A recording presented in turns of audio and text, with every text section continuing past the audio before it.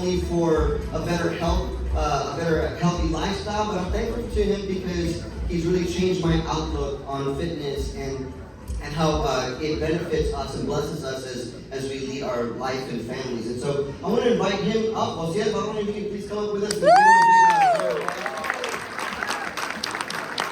I wanted to share with everyone that you've been called one of America's top trainers by Golf Digest, and that is a huge accomplishment. Also by the city of McAllen, you were recognized as one of the top trainers in the city of McAllen. I know that you have many other accomplishments. I know you're a Lululemon ambassador. So how many of y'all like Lululemon? Woo! You do? Okay. You know what's funny? Sometimes people wear Lululemon and they don't even work out. I mean, have you seen that? I mean, yeah, I do see it. I mean, you know, HEB in the mornings, people are usually, I don't think they... It's like a fashion statement now. You know, one of the things I've noticed about you, Osiel, is that like you're always in a good mood, man. No matter, I go to the gym twice a week. I know it looks like I go at least 4 or 5 times a week, but I go twice a week, every time I go in, you're always in a good mood. You always have a smile on your face. I know that it's part of your work, and I know that that's what you do. But even for me as a pastor, like it inspires me, it encourages me. How do you keep up your that good attitude, that attitude that brings us to have that motivation and keep that joy? Well, I mean, it's like everyone, right? We all have bad days. I was sharing with Eddie, there's been times that I'm not driving too slow, like get a ticket or something, and I have to go in and train people, right? So I can't be with my face in. But I think one of the main things that helped me, keep up that attitude all day is, I just put my life and my thoughts around the goodness of God every day in the morning, and that just, completely shapes, whatever it is that might have happened that day, or to tackle the day with a better perspective. Also, I get to do what I love. That's a big one for me. It can change my whole morning or whatever bad thing was going on in my head or at the moment. Just to be present and doing what I love and just putting God's name out there. And you can tell that you love it. You can tell that you love it. You're excited. I walk into the space and you're like, it's going to be a good one today. I shared with you the other day that if you ever wrote a book, these would be your first 3 chapters. Chapter 1, you got this. Chapter 2, give me one more. Chapter 3, another one. And those will be your 3 chapters of your book, and so I'm helping you out. I can be a co-writer with you, but I know I work out twice a week. How many times a week do you work out? Because you're not the average person. You're a gym trainer. How many times a week do you work out or train? Well, it's my job, right? So I do train 7 days of the week. 7 days a week. Not with the same intensity, obviously. Because we're talking for longevity, right? Yeah. But yeah, and from time to time I get people that ask me that, and just from the get-go, I can hear in their voice like they want to say something else, and I'm like, yeah, I work out 7 days a week, and they're like, well, there's more to life than fitness, right? And I'm like, yes, there is, but there's also more life with fitness. Yeah. There's a lot more other things. I love that. Yes. And that usually gets the conversation over, but then I'm like, no, come back. Come back. I wanted to ask, because I know that this is one of the questions I had when I first started working out, and maybe I think it'll help a lot of people here. What's something specific that people can start doing today that will help with their physical fitness? I think that's one of the questions that we need to really go about it on how we see fitness. Because there's times that people want to go all in when they want to start working out, right? I'm talking for someone that's never trained, or it's been a couple of years back that they worked out. So I always tell them, find a bigger reason why you want to start doing this. Find a bigger motivation. For example, for me, it's not about the motivation; it's about the responsibility I have. The responsibility I have with my family, with my wife, and my daughter.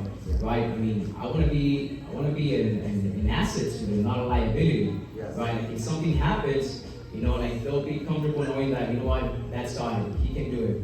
Not like, oh, where's that? No, get him, Yeah. So that's one of the things that I always, ask people on the first assessment that we have. Rethinking motivation, if it was missing weight, okay, let's go a little bit deeper. What's going on with that? But I mean, one is find a group or accountability. It's like today, right? Sometimes we don't feel, like going to church by ourselves, right? We think that everyone's going to be looking at us, but maybe you want to take a friend or someone else that has the same mentality, and that can help you out with that. Yeah. And I mean, you can go on social media and find all these workouts, whatnot, but find a reliable source that can work with what you have and what you have at the moment, just to set a realistic goal. Yeah, we're better together. I noticed in the workout, the first workout that we had at the church property, Sundays at 5 o'clock, I noticed that when you started off the workout, everybody was going really fast. And I was just taking it easy because I knew what was coming, right? And I'm like, these people don't know. But I noticed that people were pushing harder and going faster because they had other people next to them, and it was almost like it's a race. Like I can't go slow because this person's going fast. And so everyone's trying to keep up with everyone. So accountability is awesome. It's a huge help. And I think not only in the physical, but in the spiritual. If you have friends that are in their Bible reading plan, if you have friends that are always lifting up knees before the Lord in prayer, these are things that you're going to start adopting and you're going to start making them your own. So I love that. What's one food you would encourage people to stop eating and why? We all know what we need to stop eating, what we're eating. But I mean, I always recommend, just watch your intake, not stop eating or drinking any type of sugary drinks or food that is high in sugar. I mean, I think the average, male and female is from 25 to 30 grams of sugar a day. And I mean, a 12-ounce soda can has like 40 some, so wow. That goes fast like that. So sodas are evil. That's one of them, yeah. That's one of them. Sodas. We need to stop drinking sodas, Cokes. What about like soda zeros? Also cereals and quick because I don't drink any Cokes or any fountain drinks. But I mean, like, what about the morning cereal? I mean, they're loaded with all that stuff, all the chemicals in it. No cereal, no Cokes, nothing good. In the morning, I usually eat like 2 or 3 protein bars in the morning. That's not good. You want to say something? But I eat different kinds. I eat the protein bars with like chicken and cheese, pork, beans. People call them tamales. I call them protein bars. I call them protein. But I'm gonna cut back. I remember that. I'm gonna cut back on those. All right. Well, one final question, Osiel, because I just want to really squeeze out all the info I can. What role does physical fitness play in your own faith? In my own faith, I think it's stewardship means anything. It means to guard and really take care of what God gave you. Yeah. Right? And I mean, that applies to so many things. When we're talking to the physical fitness, if I'm physically fit, that means that I can do a lot more other things for God, right? Than maybe if I was not. And I mean, like I said right now, you want to be an asset also for the kingdom, not a liability. So that's one of them. I love that. And I see also how you care for your wife and your family, and for Luna, I love watching that example.